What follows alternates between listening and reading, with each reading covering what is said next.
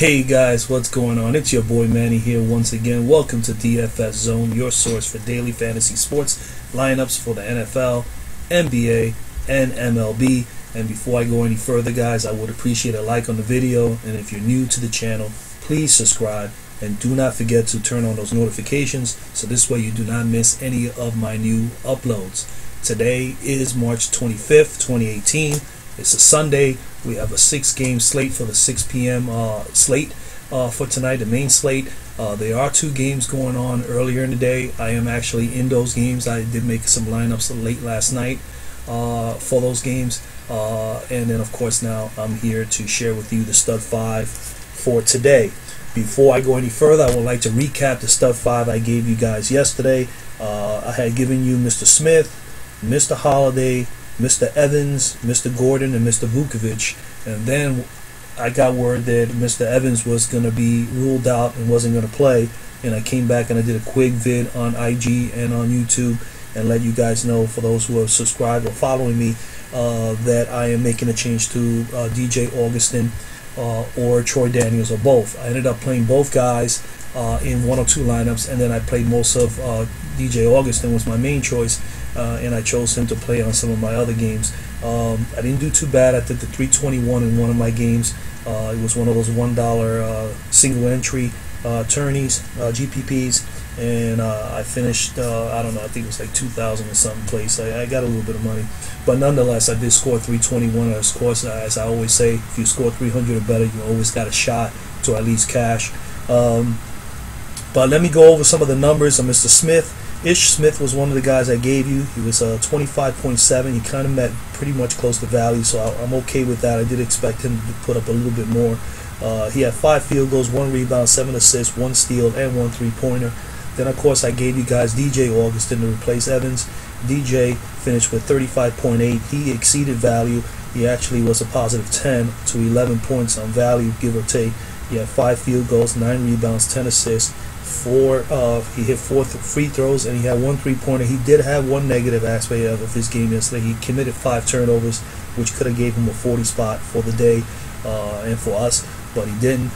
So that's the only drawback, 5 turnovers from Mr. Augustin. But overall, a 35.8, pretty good outing for DJ Augustin. Mr. Gordon, I'm going to skip Holiday for a moment because Mr. Holiday was the dud of the day out of the Stud 5. Gordon, 63.2 fantasy points. He exceeded value by about 24, 25 points. He had 10 field goals, 11 rebounds, 8 assists, 1 block, 3 steals, 3 3-pointers, and he actually hit 6 free throws. He had an outstanding game for Orlando. Mr. Vukovic, same thing, 45.7 fantasy points. He had 11 field goals, 11 rebounds, 3 assists, 1 block, 1 steal, and he exceeded value by about 5 or 6 fantasy points. Mr. Drew Holiday, he's my boy. He's going to still be my boy. I know this was the first time, honestly, guys, all year long that I put him in one of my lineups and he did not meet value. The guy is pretty consistent. Yesterday, Houston just laid the smackdown on these guys, let them know from the very beginning they weren't missing any shots, while New Orleans just was missing everything. I mean, when you fall behind against Houston by 15, 20 points, it's going to be sometimes pretty hard to get back, especially when you're playing at Houston. So it was one of those days where New Orleans was just not. It was not their day. It was not their game. And Holiday had a rough go, as well as Davis and everybody else. But the Pelicans will bounce back. Holiday will bounce back, and I think that they'll play better in their next game. I'm not going to put a strike on him because over the years I've used him several times, and he's always come through. He's one of my favorite guys. So, Drew, keep your head up. There'll be another game to come out there and hit value once again. All right, so that's pretty much the recap for the Stud 5 for yesterday. Let's move on to today. Let's just jump right into this. I have a stud for everyone today in every position, which sometimes I do not have that, but today I do. I think I had one a couple of days ago where I had one stud in every position. Today we'll start off with point guard. My first stud is another one of my main men, Ricky Rubio. Ricky Rubio, good spot again today. He's playing against Golden State at Golden State. He's hit value in 5 out of his last 6 games, 8 out of his last 9. Last meeting against Golden State, he put a 45 spot. Golden State obviously struggles with point guards in certain areas. They're 22nd, almost in the lower tier of the league in fantasy points allowed to point guards. They're 19th in fantasy points per minute, and they definitely struggle in the three-point zone. They're dead last, 30th in the league against that, and 25th in the league with the two-point conversion, so against point guards. So they definitely do struggle. Rubio's in a good spot. They're playing very, very well. Utah is a very, very good team. Golden State has their handful today. So I say pencil in Mr. Rubio as your first stud today. Second stud in the lineup today is going to be Mr. DeMar DeRozan. All right, he's at home. Toronto versus the Clippers. The Clippers also not that great of a defensive team against the two-guard.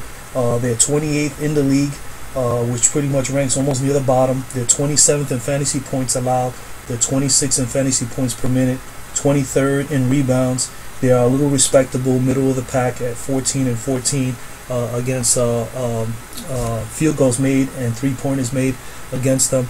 But overall, DeMar DeRozan at home against the Clippers and being this weak in these other areas, and then him as well having great games. He has hit value in 3 straight. He hasn't hit value in his last 3 games, but against the Clippers, he's pretty much done very well. 39 spot, 42 spot, 41 spot in his last 3 games against the Clips. I expect him to do no different today against the Clippers. I say pencil in Mr. DeRozan. He should have a great game here against the Clippers at home. Third stud that I have is Mr. Otto Porter Jr. at home against the New York Knicks. The Knicks, another team defensively, struggle against small forwards. Porter is facing a team that's 29th ranked in pretty much the whole league against small forwards. 23rd in fantasy points allowed, 25th in fantasy points per minute. They are in the middle of the pack as far as rebounding, 16th, but they do struggle. 23rd in the league as far as giving up 2-point attempts, and 19th in the league in 3 points and 3-pointers. So Otto Porter, good spot for him today against New York. He hasn't hit value in his last like 5 out of 6 games, but he had a 39 spot in his last meeting versus the Knicks. I expect him to put a 40 plus today. Washington really needs to get out of this funk. They've been really like an up and down team. They're like a Jekyll and Hyde all the time. You don't know what Washington team you're going to see. I think them here at home with the Knicks being just right now just playing to finish up the season. I think Otto Porter is just gonna, be lights out here today. So I say pencil in Mr. Porter as your third stud. My fourth stud is coming out of the power forward position, and I like Mr. Derrick Favors. Derrick Favors at Golden State, possibly no Draymond Green. Even if they have Draymond Green, I think Derrick Favors is still in a good spot here today to do well against Golden State. They had no KD. He has had 3 straight 33-plus games, and he has had a 30 spot in his last 2 games against Golden State. Golden State is 17th in the league, so they kind of like in the middle of the pack as far as defending against power forwards, but they do struggle in the rebounding. They've given up they are 27th ranked and allowing the most rebounds by power forwards in the league. So, and that's one area that Derrick Favors is very, very good at. My next stud for today for you guys is Mr. Valanciunas at home against the Clippers. Jonas Valanciunas is in another great position here. Out of all the centers I looked at, he has the best upside here in this matchup. The Clippers are 27th ranked in the league against centers. They're 29th and 29th respectively in both fantasy points allowed and fantasy points per minute. They're 29th in the league defending the rebounds, and they're 24th in field goals allowed by centers. So they really struggle all around against, and that's just simply because DeAndre Jordan is an offensive center himself. Then he's not considered a big defending center, and that helps Valanciunas. Now the only drawback with Valanciunas is Toronto and Clippers are close, or if Toronto takes too big of a lead, you may see minimal minutes from Valanciunas. But I'm betting that this game is going to be competitive. It's going to be good. Valanciunas is going to get some floor time, and as long as he gets 25 to 30 minutes or better, he's going to have a shot to exceed value here. So I say pencil in out of all the centers. I like him the best. I would say pencil in Mr. Valanciunas. This should be a good game for him. So there goes to stud 5. You got Rubio, DeRozan, Porter, Favors, and Valanciunas. There are some good value plays around some of these guys at point guard. I'll brush up on a few of them. At point guard, today. There's a couple of value plays like Trey Burke again for the New York Knicks. He's had a lot. He's been playing a lot of time. He's been averaging more than 25 minutes a game in the last few games. He's hit value in 4 out of his last 5 games. And his last meeting against he hasn't actually played against Washington as of yet, and that's the reason. This is where this could be a good play for him, because Washington hasn't seen him, and then he's not facing John Wall. He's facing Satoransky. And Satoransky, I guess he's respectable in my eye as far as the defender, but it's Burke being a little more of a slasher, a quicker point guard. He has a good chance here to get around Satoransky, around screens, and hit his jump shots, penetrate, get under the boards, and drive the ball to the basket. This is the kind of things that Trey Burke is good at. I think he's in good place, good situation today to be able to do that and need value. Only 4,500. I mean, you only need about 23 for him. So and he's averaging about 19, 20 a game, but as now he's getting more playing time than he was at the beginning of the year. I think he's in a good situation here to do well to help out the Knicks today. Other guys that are value, you can think of Ntilikina here as well for the Knicks. I mean, he does get a few hours, a few minutes on the court. I also like here in the lower tier. I mean, Quinn Cook is going to play today against Utah. He doesn't have much of a history with Utah, but he is playing and he's getting the minutes. He's the one who's been starting. Matter of fact, it's surprising. Nothing here. That's weird. But anyway, nonetheless, Quinn Cook will be a good play. Fred VanVleet, he's done very well. 3 straight games plus 30 plus or more. His last meeting against the Clippers, he only put up 11 fantasy points, but it was in a limited role off the bench. He's actually playing a lot more now. He's more involved in the starting unit, or coming off the bench early and getting involved. And because he's playing so well, they're giving him the minutes. So VanVleet is a good play here. I think at point guard, those are the best, other than, of course, hitting the Lillard or Westbrook if you want to stud, or Kyle Lowry. Shooting guard, value play here. Jaylen Brown, if he does play, I mean, he's probably not going to play a whole lot of minutes, but at 5,200, if they give him 15, 20 minutes today, if he does play today, could be a good play here. I could see him in 15, 20 minutes putting 15 or 20 points. Damian Lee has been getting a lot of action for the Atlanta Hawks. Lee, let's see what I got here on Lee. Lee has 2 straight games hitting value, 23 and 28. So I mean, he has no stats against Houston, of course, but he has had 2 good games and he's been playing over 25 minutes within those games. So I would say he's someone to consider in your lineups today. Moving on to small forward, not too many here. Joe Ingles is in a good spot against Golden State. I would consider him as a mid-tier play. Beasley against Washington, you never know. With Beasley, you just don't know what kind of player you're going to get. But Beasley has done okay with Washington. Washington's 24th defending the small forward. He's only hit value in 2 of his last 5 games looking here, but he has hit a 32 or 45 spot in his last 2 meetings against Washington. So Beasley could be a nice play here. Kelly Oubre, always hurts some teams in some way. He doesn't have good stats against the Knicks. He has not played well against the Knicks at all in 5 straight games. Definitely below value on all 5. But he's one of those guys that's streaky. If Porter doesn't play well and he gets more time on the court, then you can see Oubre putting up some serious numbers. Iguodala, good spot also, 5,500. I would consider him as a mid-tier, as a value play. Ariza against Atlanta is another possible play. So it's someone to consider there as well. Let's see. Not too fond of anybody else down here. Wesley Johnson, Joe Johnson, Justin. PJ Tucker gets a lot of minutes, but he's not a scorer. Power forward. Let's move on to power forward over here. Other than Favors, I mean, I don't see that many down here. Marcus Morris, if he plays, I mean, at 5,700, that's not a bad price on Marquise Morris. On Marcus Morris. Serge Ibaka, 5,100. Ibaka is in a pretty good spot here. You know, that's a power forward. Let me see what I have on Ibaka. Hasn't hit value in 4 out of his last 5 games, but he did have a 33 spot against the LA Clippers in his last meeting. So he put up 33 in his last meeting against them. He's averaging 24. So he may be he's definitely in play there. And possibly in one of my lineups today, 5,100. Jordan Bell.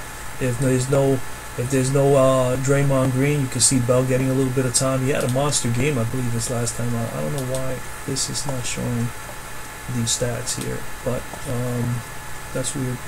But nonetheless, yeah, I would say he's a good possible play. Joe Crowder against Golden State is another one, 4,500. Crowder, let's see what I have. He hasn't hit value in 4 straight games, but he did have a 25 and a 24 spot in 2 out of his last 3 meetings against Golden State. I would say he's definitely in play, especially if Draymond Green is not playing. I mean, because this guy is a banger. This guy loves to, be under the boards. We know he can shoot, and he likes to drive. He does pretty much a little bit of everything. Joe Crowder has actually just been back to his old Joe Crowder from his days with Boston. He was not comfortable in Cleveland, but he's definitely has gotten very comfortable with Utah, and I'm sure he's really enjoying his time there. And the team has just been playing better, even with him in the lineup. So, I mean, they're just that much stronger. I think he's definitely in play here, guys. It's someone to consider, too.